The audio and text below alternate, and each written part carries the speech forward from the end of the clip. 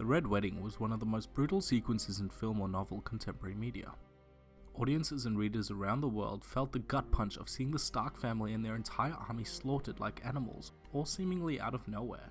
When the Storm of Swords novel was released in the year 2000, readers were shocked by the compelling revelation. Robb Stark was our hero from the beginning, and not unlike any other protagonists, he was born out of a low point when things weren't going well for our Starks. He is described by the Lannisters as a green boy with no experience, and by Catelyn and his own men as honourable like Ned, devoted to justice the way his father was. So then, how did Robb meet his untimely fate? Number 1. Raising an army. Raising the Northern Army wasn't a mistake in and of itself, but the logistics behind using that army was poorly planned.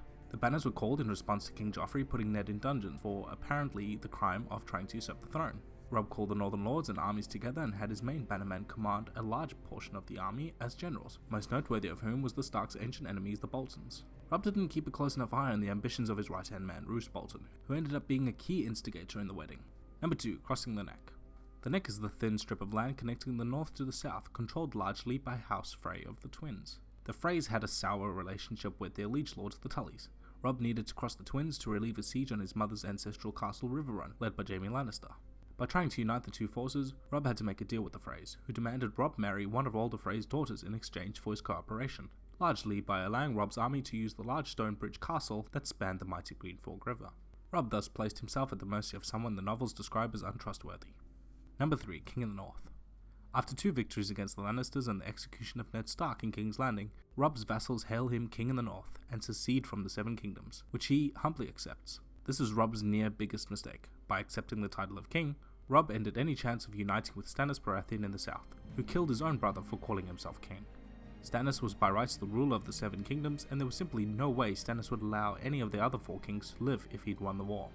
If Robb had simply kept focused on the task at hand, i.e. a military coup on King Joffrey and justice for murdering his father, he could have refused the title of king and allied himself with a far larger and more experienced army of Stannis, almost certainly winning the war.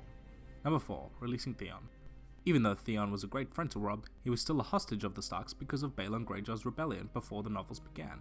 Robb should never have trusted Theon to stay loyal to his captors rather than his own family. Had he kept Theon, Balon would never have been provoked into invading the north, and Winterfell would have never been taken by the Ironborn. Number 5. Killing Lord Karstark. Lord Karstark becomes mad with revenge when Jaime Lannister kills 2 of his sons in battle and demands justice against the Lannisters. He leads a small group into the cells of Riverrun and murders 2 Lannister hostages.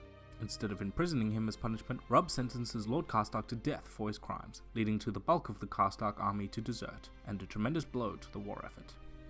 Number 6. Marrying Jane Westerling. Robb is wounded in battle and cared for by a girl named Jane Westerling, who he ultimately sleeps with and marries to preserve his and her own honour.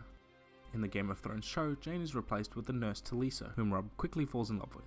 Robb thus reneged on the deal to marry a Frey daughter, thus putting the last nail in his coffin. The Frey army desert and the war is lost in most fronts. Robb had sowed the seeds of his own destruction from the very beginning. Roose Bolton, unhappy being second in command, and provoked by Robb's refusal of his counsel, helped smuggle Jaime Lannister back to King's Landing, thus securing an alliance with Tywin Lannister. The Freys, angered by Robb's treachery, scheme with the Lannisters and Boltons to betray Robb. This is how the Red Wedding came to be. When heading north and crossing at the twins again, Robb attempts to broker a new peace with the Freys by giving his uncle, Lord Tully, in a marriage alliance instead.